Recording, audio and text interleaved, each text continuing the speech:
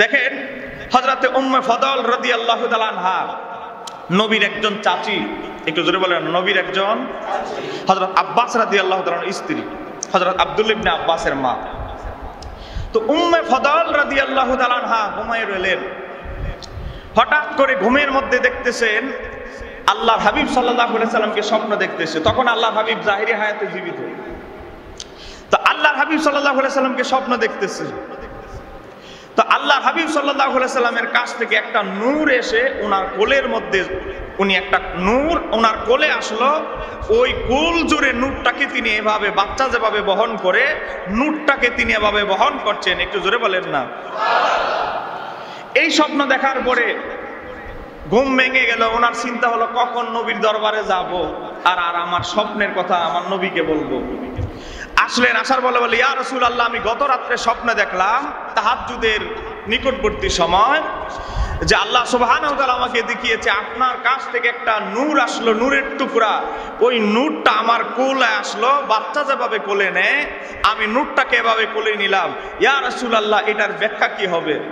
আল্লাহর হাবিব মুস্কি হাসি দিয়ে বললেন, ও উম্মে ফদল, তুমি সত্যি স্বপ্নে দেখেছো। তুমি স্বপ্নে যা দেখেছো এটা বাস্তবে অচিরেই হতে চলছে। আমার মেয়ের গর্ভে আমার নাতি হুসাইন চলে এসেছে। অচিরেই হুসাইন জন্মগ্রহণ করবে। আর হুসাইন জন্মগ্রহণ করার পরে সর্বপ্রথম হুসাইনকে যে কোলে নিবে সেই নারীটা হচ্ছে তুমি।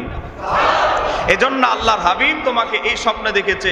হযরত উম্মে ফদল রাদিয়াল্লাহু তাআলা আনহা বলেন যে ইমাম হুসাইন যখন জন্মগ্রহণ করলো, আল্লাহর হাবিব সাল্লাল্লাহু আলাইহি সাল্লাম কয়েকটা নির্দেশনা দিলেন। তাকে উত্তম পানি দ্বারা গোসল করাও।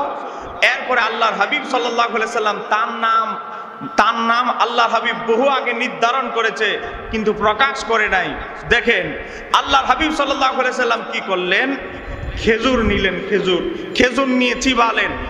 খেজুর নিয়ে চিবানোর পরে ওই খেজুরের রসটা, যেটাকে বলা হয় তাহনিক, খেজুরের রসটা বাচ্চার মুখে দিলেন। একটু জোরে বলেন না সুবহানাল্লাহ। আজকে আমাদের বাচ্চাদের হসপিটালে জন্মগ্রহণ করার কারণে আমরা কতগুলো সুন্নত থেকে আজকে জাতি বঞ্চিত হচ্ছে। মনে রাখবেন, খালি জুমার আগে আইসা 4 রাকাত সুন্নত পড়লাম আর জুমার পরে 4 রাকাত সুন্নত পড়লাম, এটাই নয়। আপনি প্রতি পদে পদে, রাস্তায় হাঁটায়, চলাফেরায়, প্রত্যেকটা সেক্টরে বলেন আমার নবীর সুন্নত আছে না নাই? আছে। আমরা হাজার হাজার সুন্নত থেকে বঞ্চিত হচ্ছি। আমরা মনে করতেছি মসজিদে ঢুকলাম আর কিছু সুন্নত নামাজ, আর বার হইলাম আর কিছু সুন্নত নামাজ, সুন্নত এই কয়েকটাই শেষ। আর কত সুন্নত আমাদের দৈনন্দিন জীবনে ছুটে যাচ্ছে, এগুলোর আমরা তোয়াক্কাও করি না। কথা কনা কেন? এবার আসেন, আল্লাহর হাবিব সাল্লাল্লাহু আলাইহি সাল্লাম খেজুর চিপে খেজুরের রস বাচ্চার মুখে দিলেন। এজন্য কোনো বাচ্চা হলে, কারো সন্তান হলে, হোক আপনার বোনের, হোক আপনার ভাইয়ের, কারো সন্তান হলে কোনো বুজুর্গ ব্যক্তি আলেমের দ্বারা তাহনিক করানো। তাহনিক মানে অন্তত তাহনিকের ব্যাপারে ইমাম নববী বলেছে তাহনিকের হক আদায় হবে। আল্লাহর হাবিব সাল্লাল্লাহু আলাইহি সাল্লাম খেজুর দ্বারা করেছেন। অন্তত কোনো মিষ্টি জাতীয় জিনিস দ্বারা মুখে নিয়ে কোনো বুজুর্গ ব্যক্তি ওটার রস তার মুখে দিলে আল্লাহ সুবহানাহু ওয়া তাআলা ওই বুজুর্গ ব্যক্তির বদৌলতে তার মুখের মধ্যে আমার আল্লাহ সুবহানাহু ওয়া তাআলা বরকত দান করবেন। তো যাই হোক, আমরা অন্তত আমাদের এলাকার অথবা আপনার কাছের কোনো একজন বুজুর্গা মহিলা যিনি তাহাজ্জুদ, যিনি এক ওয়াক্ত নামাজও তরক করেন না, ভালো একজন অন্তত মহিলার দ্বারা যদি আমরা অন্তত তাহনিকটা করাই, খেজুর চিবায়া, খেজুর তো আলহামদুলিল্লাহ আপনার যে কোনো মার্কেটে যান খেজুরের অভাব আছে? কথা কন না কেন?